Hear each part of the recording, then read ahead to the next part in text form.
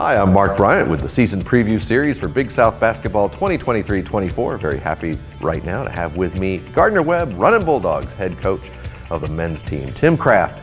Coach, thank you for being here. Hey Mark, thanks for having me. Well, let's jump right into it. I'll start sad, but I'll get better. Coming off a heartbreaking loss, conference tournament quarterfinal, what's been the early evaluation of this year's squad, and are you using any of last year's motivation for this group?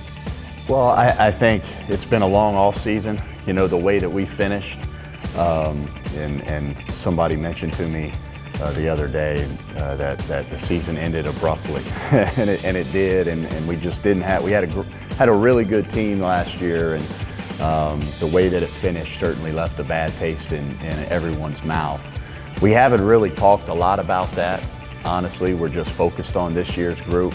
Certainly been in my mind throughout the off season, and I'm sure our players and staff, but you know, we're really focused on this new group and excited about the group we get to coach. Of course. Now, part of that group, first team all-conference performer last year, DQ Nicholas. What led to his breakout season, and what are the expectations for him from you now? Where can he grow? Yeah, well, you know, DQ is a really hard worker. He's a relentless worker. He really cares about being a great player. And when you look at the history of him as a player, he's kind of had to fight his way to get to where he is. You know, when he got out of high school initially, didn't have Division I offers, went to prep school, and just kind of continued to get better throughout a high school player, prep school. You know, had 2 good seasons at SEMO, and we were fortunate to get him with us. And he's a guy that just really wants to be good. He really cares about winning, cares about his role in winning. And he's just gotten better and better since he's been with us. So really excited about year 2 with him. I think he's going to be a lot more comfortable, you know, just being a year in our system, offensively and defensively. Some of the areas he needs to grow, you know, I think last year when you look at his 3-point field goal percentages, he's capable of shooting the ball much better than he did last year, and excited for him to do that this season.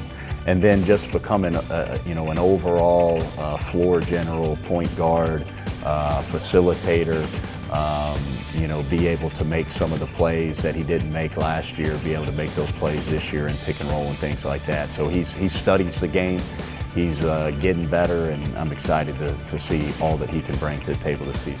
Well, one obvious standout player is good, but one player is still one player. So you've got a good amount of returnees this year.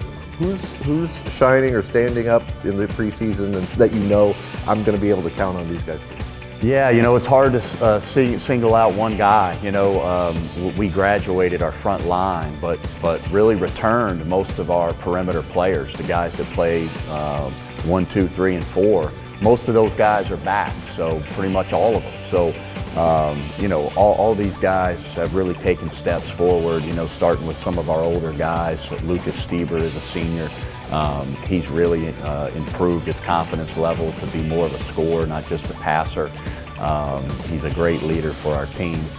Julian Samaro is going into year 3 with our program. So, you know, started for us last year. Just a terrific guard that can do a lot of things, and he's playing with great confidence right now in terms of practice, and excited for him to take some steps as a player this season. You got another senior in Quest Aldridge who's in year 2 with our program after transferring from Belmont Abbey. You know, some other older guys. Caleb Robinson is another guy that's going to be in year 2 after transferring from Catawba. And he's a guy that averaged about 9 points a game last year, can score in a lot of different ways. Again, second year in the program, will be much more comfortable. And we've got kind of a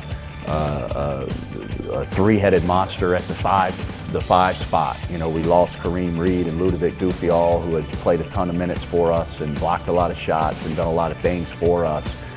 We have 3 older guys ready to play. One is Ademide Badness, who's been with us 3 years. He's kind of played in a reserve role the last 2 years. He's ready to take a step forward in terms of his role. We have Shekna Sissoko, who was redshirting for us last year, but's an older guy, played junior college, played a year in Division II, and now was with us practicing last season. He's a guy that brings a motor and a presence inside. And then we have a transfer by the way of Louisiana, Zay Richards. And Isaiah Richards is a 6'10", high energy guy plays with a great motor. And so those three guys, got some big shoes to fill with the loss of Kareem and Ludovic, but they're working really hard to do that. So you got a full crew ready, but you got a full season to run them through here.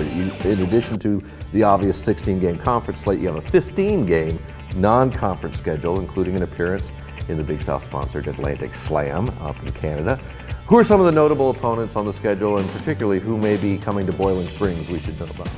Yeah, well, it's a great schedule. It's challenging, but it's going to be a lot of exciting games. We open at home, which is exciting. We haven't done that in a long time. So we get to play in front of our fans in the first game of the year. Fired up about that on November 6th against Erskine. We go on the road and play, two teams that are going to be, I would think, in everybody's top 20. Baylor, first Arkansas, then Baylor.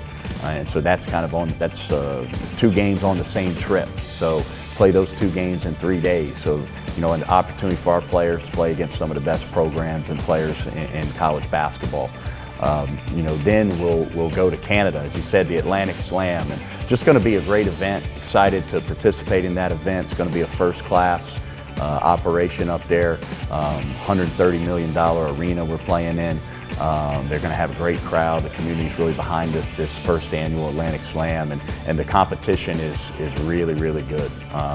Weber State, Yale, and Colgate, all of which have had, got great tradition. And Yale being a top 100, top 70 team over the last few years. Colgate winning their lead the last couple seasons. So great competition right there. It's 3 games in 3 days. It'll be a lot like, what we would have to do in order to cut the nets down in March is, win 3 games in 3 days against great teams. So going to be a great early challenge for our team.